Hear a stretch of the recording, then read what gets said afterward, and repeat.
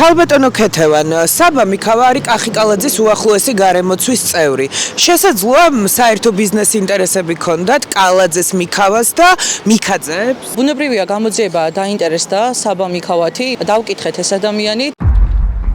კახა კალაძის მეგობარი და ლუქს კლასის ავტომობილების ცენტრის მფლობელი საბა მიქავა საქართველოს გენერალური პროკურატურის მოწმეთა სიაში აღმოჩნდა. შაბათის ეთერის ინფორმაციით, თბილისის მერის გარემოცვის წევრი ბიზნესმენი ლევან ჯანგველაძის მკვლელობის საქმის გამოძიების ფარგლებში მთავარ საგამოძიებო უწყებაში რამდენიმე კვირის წინ დაიბარეს. ჩვენებაზე ვიყავი მისული. პროკურატურაში? პროკურატურაში ვიყავი და ამერიკას დამივედი. საბა მიქავა კანონიერი ქურდის კემე მიქავას ვაჟია. საქართველოში მრავალმილიონიანი ბიზნესის მფლობელია და მიქავა მასპინძლობდა თბილისში სტუმრად მყოფ კადიროვის მეგობარ სპორტსმენებსაც. ის გვიდასტურებს, რომ გამომძიებლები მისი და ლევან ჯანგველაძის მკვლელობის ორგანიზებაში ბრალდებული დავით მიქაძის კავშირებით დაინტერესდნენ. დავით მიქაძეს იცნობთ, ხო? რა ურთიერთობა გქონდათ დავით მიქაძესთან? მეგობრული. ბიზნესი არ გქონდათ ერთად? ბიზნეს ურთიერთობა მქონდა, მაგრამ არ დაგვიწყია ბიზნესი. რა ბიზნესს აპირებდით ერთად? ბევრი რაღაცების განხილვა მქონდა, მაგრამ არაფერი არ დაგვიწყია. მეგობრული ურთიერთობა. ხშირად ხვდებოდით დავით მიქაძეს? ხშირად ხვდებოდი. საქმე, რომლის გამოც საბა მიქავას მოწმის სტატუსი აქვს, გაუჩინარებულ იარაღებს ეხება. საგამოძიებო უწყება ამტკიცებს, რომ სწორედ მიქავას დაცვის უფროსია ის პირი, ვის სახელზეც ჯანგველაძის მკვლელობის ორგანიზებაში ბრალდებულმა დავით მიქაძემ და მისმა დაცვის უფროსმა დავით ჩუბინიძემ 2022 წელს 5 ცეცხლსასროლი იარაღი იძულებით გააფორმეს. დავით მიქაძე არის ბიზნესმენი, რომელსაც ყავდა თავისი დაცვა და დაცვის უფროსს წარმოადგენდა დავით ჩუბინიძე. დავით ჩუბინიძე იცნობდა ვახტანგ კობიაშვილს, ვინაიდან ვახტანგ კობიაშვილი იყო საბა მიქავას დაცვის წევრი, ხოლო საბა მიქავა და დავით მიქაძე იყვნენ ბიზნეს პარტნიორები. მათი კვეთა, როგორც მოგახსენეთ, გამოიხატებოდა იმაში, რომ ისინი ხვდებოდნენ ერთმანეთს სხვადასხვა ბიზნეს ინტერესებიდან გამომდინარე. თებერვლიდან ივნისის თვის ჩათვლით დავით მიქაძემ და დავით ჩუბინიძემ შესთავაზეს სხვადასხვა პერიოდში სხვადასხვა სახის ცეცხლსასროლი იარაღების შეძენა დავით მიქაძისა და დავით ჩუბინიძის მიერვე ხელზე გადაცემული კონკრეტული თანხებით. ამ თანხების გამოყენებით ვახტანგ კობიაშვილს შეძენილი აქვს რამდენიმე 5 ერთეული კერძო ცეცხლსასროლი იარაღი, რომელიც საკუთარ სახელზე აქვს რეგისტრირებული და ინახავდა თავის საცხოვრებელ მისამართზე.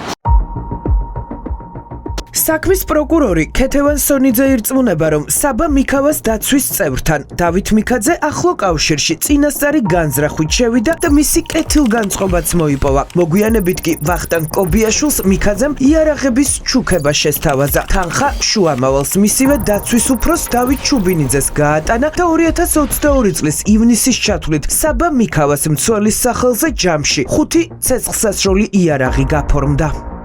დავით მიქაძესა და დავით ჩუბინიძეს ჭირდებოდათ ისეთი ადამიანი, ვისაც შეაძენინებდნენ ამ ცეცხლსასროლ იარაღებს, შემდგომ მართლსაწინააღმდეგოდ დაეუფლებოდნენ და დაუფლებულ იარაღებს გაასაღებდნენ სხვადასხვა პირებზე, როგორც მოხდა ამ შემთხვევაში. ცალსახაა და ფაქტია, რომ დავით მიქაძეს და დავით ჩუბინიძეს ჭირდებოდათ აღურიცხავი იარაღი, ვინმესგან უკანონოდ დაუფლებული იარაღი, რომლებსაც გაუშვებდნენ შემდგომ უკანონო სამოქალაქო ბრუნვაში, იქნებოდა აღურიცხავი და უკონტროლო და შესაძლებელია, რომ მისი საშუალებით ჩაედინათ სხვადასხვა სახის სავალდებულო შაბათის ეთერთან საბა მიქავა მისი მცველის და დავით მიქაძის ნაცნობობას ადასტურებს, თუმცა ამტკიცებს, რომ იარაღების ჩუქების შესახებ არაფერი არ იცის.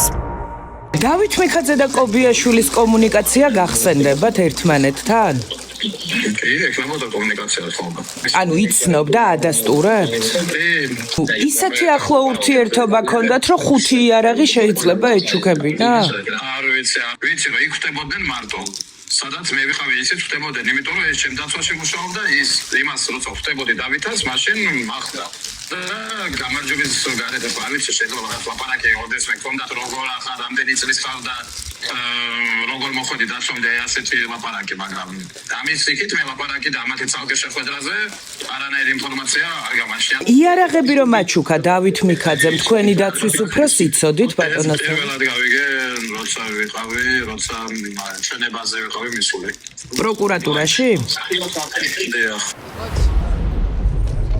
საბა მიქავა ფაქტს ვერ იხსენებს, მაგრამ მიქაძის და მისი გარემოცვის ტერორზე უმძიმესი ჩვენება საგამოძიებო უწყებას მისი დაცვის ყოფილმა უფროსმა ვახტანგ კობიაშვილმა უკვე მისცა. 36 წლის კაცმა გამომძიებლებს დეტალურად მოუყვა, როგორ აჩუქეს იარაღები, გააფორმებინეს, რამდენიმე თვეში კი მისივე სახლიდან ძალის გამოყენებით და მუქარით წაიღეს. 2021 წლის სექტემბერში საბა მიქავასთან ერთად ქალაქ გარეთ მივდიოდი. მოულოდნელად ამერიკა დავით მიქაძის დაცვის უფროსმა და შეხვედრა მთხოვა. შეხვდით და მკითხა, სად მქონდა იარაღები. ვუთხარი რომ სახლში. მითხრა რომ მიმეცა მისთვის ჩემი სახლის გასაღები, რადგან დავით მიქაძეს უნდა წაეღო იარაღები, რომლებიც მანამდე მაჩუქა. მე კატეგორიული უარი განუცხადე, რაზეც დავით ჩუბინიძემ აგრესიულად მიპასუხა. მითხრა რომ ჩემზე ჰქონდა ყველა სახის ინფორმაცია და ისე გამაქრობდა რომ ვერავინ მიპოვიდა. საბოლოოდ გასაღები მივეცი. ჩუბინიძემ გამაფრთხილა რომ ქალაქში დაბრუნების შემდეგ იარაღები სახლში აღარ დამხვდებოდა და განმეცხადებინა პოლიციაში. ჩვენებაში ვახტანგ კობიაშვილი ირწმუნება, რომ სახლიდან იარაღების გატანის შემდეგ დავით მიქაძე დაუკავშირდა და პოლიციაში ცრუ შეტყობინების გაკეთებაც აიძულა. როგორც დავით მიქაძემ, ასევე დავით ჩუბინიძემ პირადი შეხვედრის დროს აიძულეს ვახტანგ კობიაშვილი, რომ მას პოლიციაში ცრუ შეტყობინება განეხორციელებინა და განეცხადებინა ქურდობასთან დაკავშირებით. ვითომ და დაუდგენელმა პირმა მოიპარა მისი ბინიდან 5 ცეცხლსასროლი იარაღი. და ასეც მოიქცა. საკუთრებაში იყო. ასეც მოიქცა, იმიტომ რომ მას სხვა გამოსავალი არ ჰქონდა, წინააღმდეგ შემთხვევაში ემუქრებოდნენ სიცოცხლის მოსლობით, რაც ვახტანგ კობიაშვილმა რეალურად აღიქვა და რეალურად აღქმის საფუძველი მას მართლაც ჰქონდა თავად ამ ბრალდებულების კრიმინალური წარსულიდან, გამოცდილებიდან, პიროვნული მახასიათებლებიდან და ფინანსური მდგომარეობიდან. ვაკე საბურთალოს მთავარ სამმართველოში მუქარის შემდეგ ვახტანგ კობიაშვილმა ცრუ შეტყობინება თითქოს იარაღები მოპარეს მართლაც დატოვა. პოლიციიდან გამოსულს კი მისი მტკიცებით ფალიაშვილის ქუჩაზე დავით მიქაძე დაცვის უფროსთან ერთად შეხვდა და დაემუქრა. თუ ამ ამბავს ვინმეს ეტყოდა, მოკლავდა. დავით ჩუბინიძეს და დავით მიქაძეს ფალიაშვილის ქუჩაზე შევხვდეთ. მიქაძემ მკითხა, რა ჩვენება მივეცი პოლიციას და რაიმე ეჭვი ხომ არ გაუჩნდათ. მე დეტალურად მოუყევი ყველა ის ინფორმაცია, რაც სამართალდამცველებს ვითომ მოპარულ იარაღებზე მივაწოდე. საბოლოოდ დავით მიქაძემ და დავით ჩუბინიძემ მითხრეს, რომ არავისთვის არაფერი მეთქვა, თორემ დამიჭერდნენ ან გამაქრობდნენ.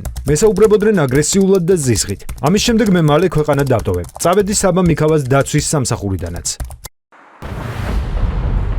ეს უმძიმესი ჩვენება ვახტანგ კობიაშვილმა პროკურატურას მომხდარიდან 5 წლის შემდეგ რამდენიმე თვის წინ მისცა და თან გამომძიებლებს უთხრა, რომ ფარცხალაძის გავლენიანი საძმოს ტერორის გამო ქვეყნის დატოვებაც კი მოუწია. პოლიციამ კი დაკარგული იარაღების საქმე რა თქმა უნდა არ გამოიწია. თაროზე შემოდო და იარაღების ნაწილს პროკურატურა ახლაც ეძებს.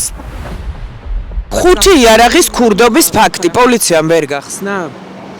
ის დანაშაული, რომლის შესახებაც განაცხადა ვახტანგ კობიაშვილმა, ის არის ჯერჯერობით აქტიური. ანუ ეს ნიშნავს იმას, რომ იქ დაუდგენელი პირი არის, ანუ ჯერ შეწყვეტილი არ არის და არც დევნაა დაწყებული. 5 იარაღიდან, რომელიც მართლსაწინააღმდეგოდ იქნა დაუფლებული დავით მიქაძისა და დავით ჩუბინიძის მიერ, ამოღებულია მხოლოდ ერთი დასახელების ცეცხლსასროლი იარაღი გლოკ 42 მოდელის. დანარჩენ 4 იარაღს ეძებთ, როგორც მივხვდი. დიახ, დანარჩენ 4 იარაღს ვეძებ. ახლა ჩნდება კითხვა, რა იცოდა კალაძის გარემოცვამ იარაღების უკანონო ბრუნვაში ჩაშვებაზე. საგამოძიებო უწყების ინფორმაციით მინიმუმ 5 ცეცხლსასროლი იარაღი დაკარგვის მოტივით რეგისტრაციიდან გააქრეს და არავინ იცის, ვინ რა დანაშაულის ჩასადენად გამოიყენა. ბატონ საბა, თქვენ დაცვის ყოფილი წევრი ამბობს, რომ ის მიქაძემ აწამა და სახლიდან გაიტანა მაჩუქარი იარაღები. უსაუბრე ამ თემაზე თქვენთან? დაცვის წევრს არასდროს უთქვია ჩემთვის ეს, არასოდეს უხსენებია. მე როცა ვკითხე რა მოხდა მეთქი შენთან, მითხრა, ვახტომ ასეთი რაღაცა, საბა იარაღები გაიტანეს, ვაიმე რა ვქნა, რა ვქნა და დარეკე პოლიციაში მეტი რა როდის გითხრათ? როგორც კი ჩამოვედი წალენჯიხიდან, მოვიდიო სახშიო და იარაღები არ დამხვდაო და რა მედიოთ, ვიციო ვისი მოპარული არისო, ერთი ადამიანიო მიკეთებდაო შკაფსო და მაშინ ნახაო აი ამ იარაღებსო, მე სადაც ვდებდიო და უეჭველი ვიციო მისი მოპარულიაო. აი ეს მითხრა მე. მაგრამ წლების შემდეგ მან გამოძიებას უთხრა, რომ აი გამოძიებას რაც უთხრა, ამაზე ელაპარაკეთ კობიაში. ისე გჯერათ, რომ მიქაძის ტერორის მსხვერპლი იყო თქვენი დაცვის უფროსი? აი მართალი რო გითხრათ, მე ამას ვერ ვიჯერებ, იმიტომ რომ წესით ვლახოს უნდა ეთქვა ეს ჩემთვის. თუ ჩემი ნაცნობი ატერორებს ეს ინფორმაცია არ უნდა მომაწოდოს, შენ და სხვა ჩემთვის ეს არ მოუწოდებია.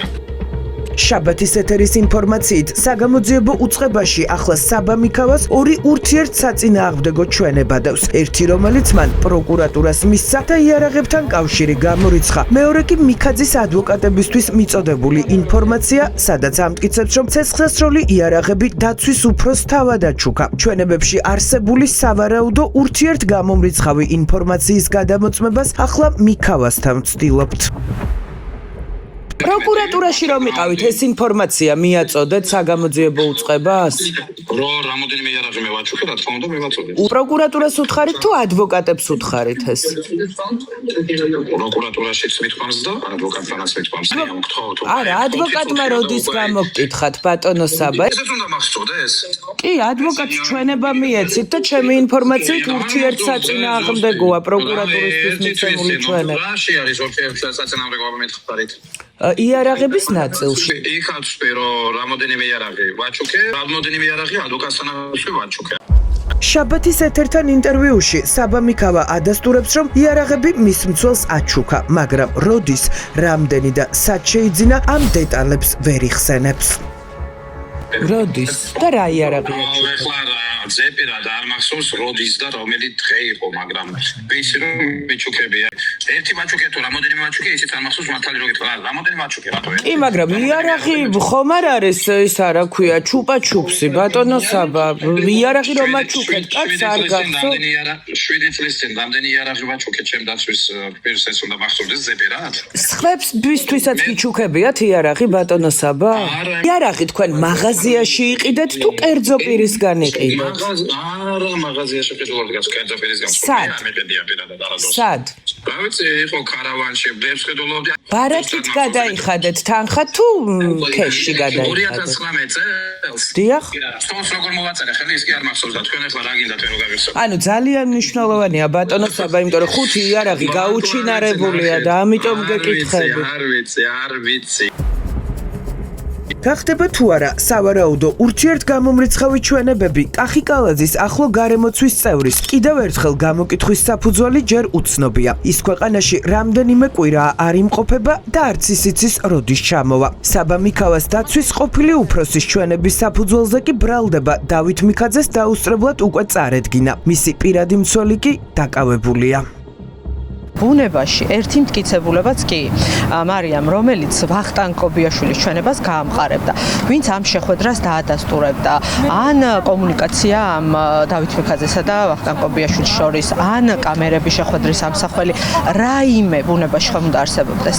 ისინი იცნობდნენ ერთმანეთს? არ იცნობდნენ ერთმანეთს. იარაღების ჩუქების ფაქტს დავით მიქაძე ადასტურებს? არა, არ ადასტურებს, რასაკვირველია, იმიტომ რომ თანხას რატომ ურიცხავდა? არ ურიცხავდა, არც ერთ ჩუბინიძის ანგარიშებიდან თანხის ჩარიცხვა ხომ? არა, ჩუბინძის ანგარიშებიდან ვახტანგ კობიაშვილთან რაიმე აბა რას ამბობს, ქეშს აძლევდა? საჩუქრად მაძლევდა ქეშ თანხასო, კი, სრული სიგიჟე. სრული პასუხისგებლობით ვამბობ, რომ ბუნებაში კობიაშვილის ჩვენების გარდა მტკიცებულება არ არსებობს. და იცით კიდე საინტერესო რა არის, ანუ კობიაშვილის ჩვენება რატომღაც სარწმუნო და გასაზიარებელი აღმოჩნდა 5 წლის თავზე გამოძიებისთვის, მაშინ როცა ანალოგიურ საქმეებში და არაერთია ასეთი, კობიაშვილის შემთხვევებში ცრუ ჩვენების მიცემისთვის არიან ასეთ პირები პასუხისგებაში მიცემული. ეგრეთ წოდებული გამქრალი იარაღების საქმე ახლა სასამართლოშია და არსებითი განხილვაც დაწყებულია. დიდი ალბათობით ჩვენების მიცემა მოსამართლის წინაშე მოუწევს საბა მიქავასაც.